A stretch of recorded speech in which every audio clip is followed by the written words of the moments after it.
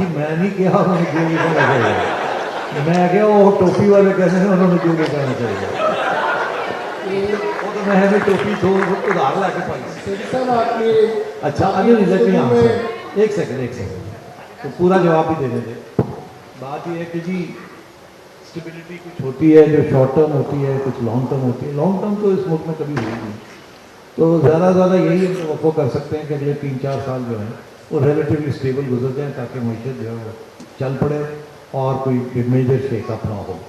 तो मेरा ये तज्जिया था कि द पावर्स दैट बी, उनका कोई इरादा नहीं है इस वक्त खान साहब को आज़ाद करने का, और अगर यही सूरत हाल रही तो फिर 3-4 साल स्टेबिलिटी उनको मिल जाएगी। ये मैं कहना। साहब आपकी गुफ्तगू में एक ख़ानदान के बार बार वज़ीर आज़म बनने या बनाने का तज़किरा हुआ है, तो मैं सवाल करता हूँ कि ये कौन सा ऐसा इंटेलेक्चुअल्स का ख़ानदान है, इसमें किसी ने कोई हेमलेट लिखा हुआ है, किसी ने कोई मोबिडिक लिखा हुआ है, या किसी की कोई वेस्टमैन है इसमें है, या ये कोई बहुत बड़ा कोई मतलब दानश्वर है उनके ख़ानदान में पैदा हो गई है। मतलब आप कम से कम फाद हुसैन को बनाने की बात कर दें, सिलंगी साहब को बना दें, तलब हुसैन को खुद बन जाए, किसी बात तो कर लेंगे दुनिया में। Thank you. इसका कोई जवाब है जी?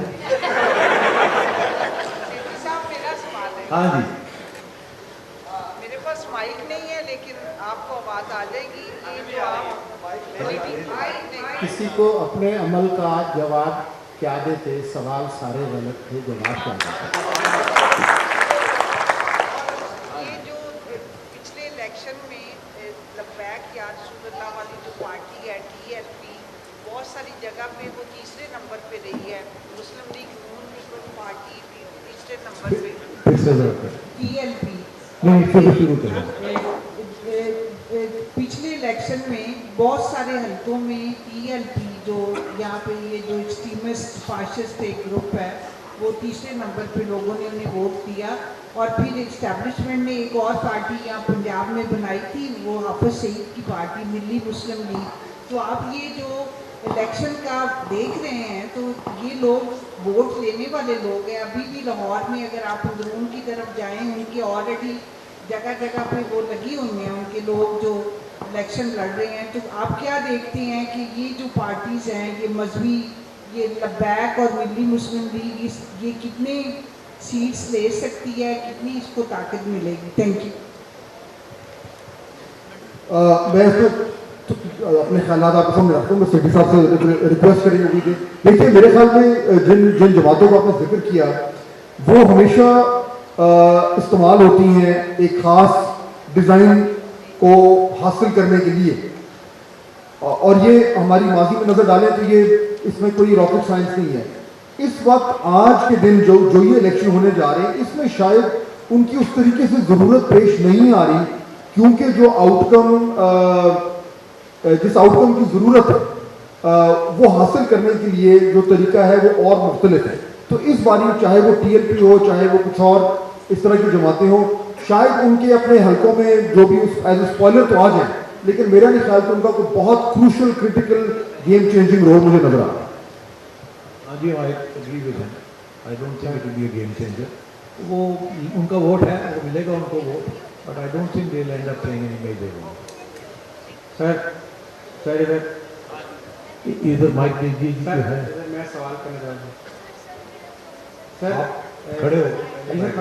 ओके सर, पहला सवाल ये है कि जो हाइब्रिड सिस्टम है, जिस तरह हमने देखा है कि इमरान खान के दौर में चल रहा था, दोबारा भी उसी तरह हाइब्रिड प्लस की बात की जाएगी।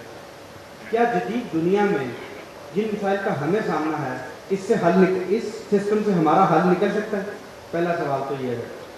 दूसरा सर, जिस किस्म की माशी बदहाली का हमें सामना है और हम इस माशी बदहाली को खुशहाली में बदलने के लिए मिडिल ईस्ट की रियासतों की तरफ देख रहे हैं सर, और सारा प्लान भी हम उसी की तरफ बनाना चाह रहे हैं कि इन्वेस्टमेंट होगी और हमारी माशी बदहाली दूर होगी। तो सर, ये मिडिल ईस्ट की रियासतें इसराइल के साथ इनके ताल्लुकात हैं, क्या सर ये जो हमारी जो माशी बदहाली है हमारी फॉरेन पॉलिसी के किरदार में बुनियादी किरदार अदा कर रही है सर, और अल्टीमेटली यही किरदार अदा करेगी, और इसलिए हमें इंडिया को भी कबूल करना पड़ेगा और मिडिल ईस्ट में जो कुछ भी हो रहा है उस पर सिर्फ हल्की फुल्की बयानबाजी तक रहना पड़ेगा? दो सवाल हैं।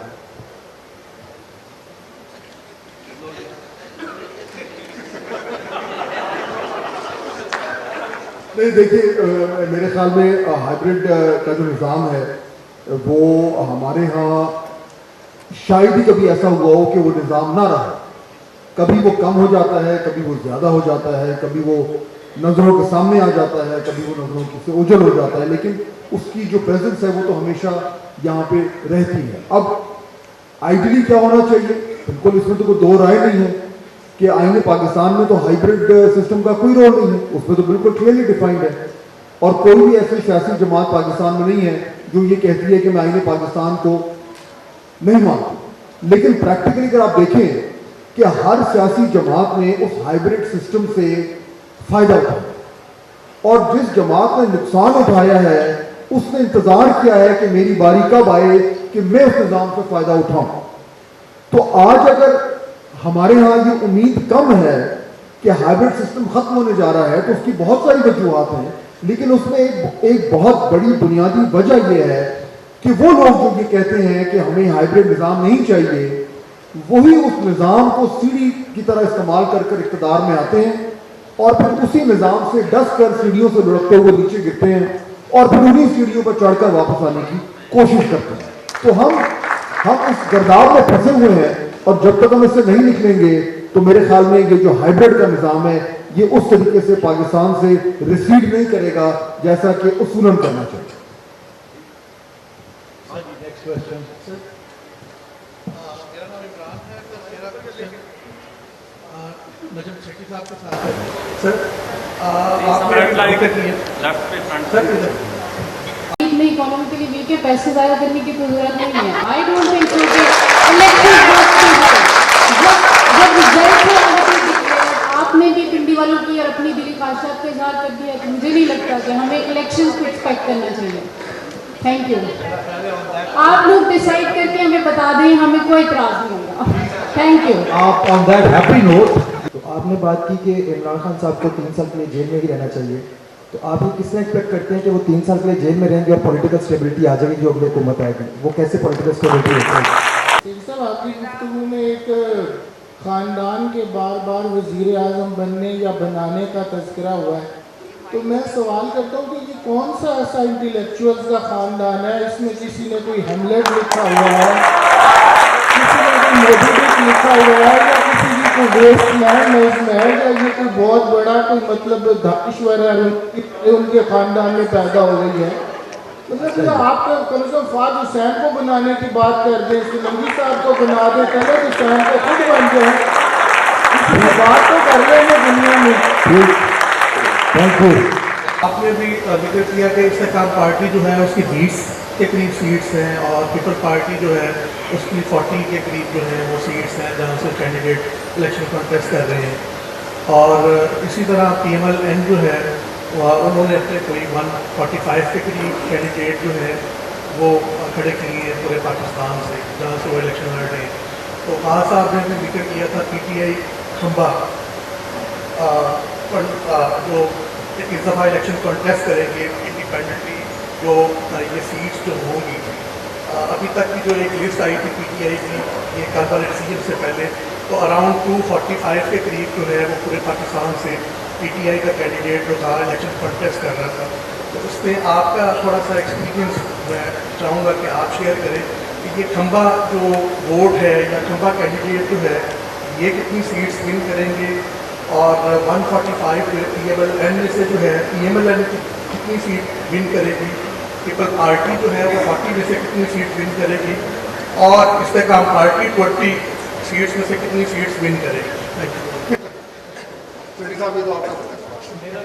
मेरा तो सवाल बनता ही नहीं है, मैंने कोई सर्वे तो नहीं किया कि कितनी किसकी सीटें आएंगी, तो आपको देखूंगा ये बात है। मोस्टली बात जो मैंने कही थी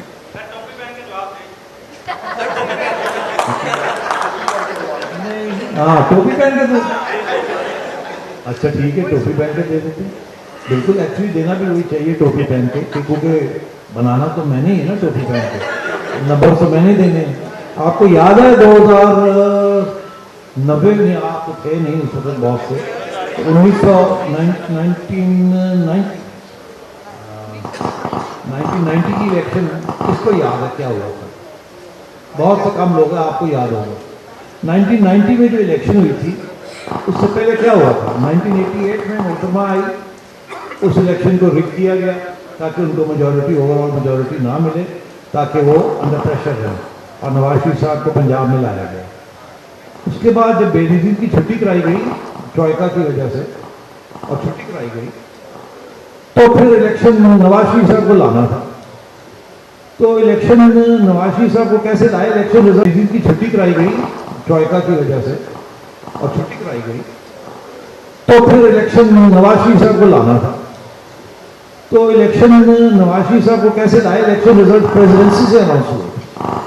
आप शायद बहुत से लोग हैं जिनको तारीख का नहीं पता, तो इलेक्शन रिजल्ट तो कहीं से भी अनाउंस हो सकते हैं। वो आरटीएस सिस्टम भी है, इलेक्शन प्रेसिडेंसी में भी इलेक्शन सेल होते हैं वगैरह वगैरह, आप कहीं और हो सकते हैं। तो ऐसी क्या बात है, बहुत से तजर्बे हुए हैं इस मुल्क में। अब आइए आप नंबर्स गेम में तो यही होगा कि किसी सूरत में भी कोई लार्ज नंबर पीटीआई का नहीं होगा, क्योंकि वो मेरे टोपी वाले हिसाब से वो डिस्टेबलाइजिंग फैक्टर है।